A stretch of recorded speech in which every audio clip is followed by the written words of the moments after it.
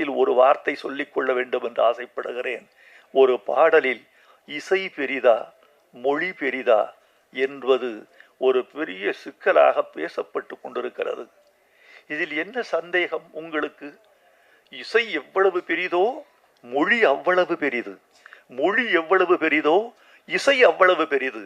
ரெண்டும் கூடினால்தான் அதற்கு பாட்டு என்று பெயர். இரண்டும் கூடினால் அதற்கு பாட்டு.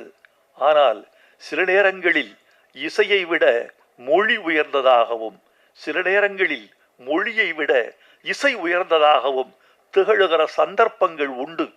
இதை புரிந்து கொள்பவன் ஞானி, புரிந்து கொள்ளாதவன் அஞ்ஞானி.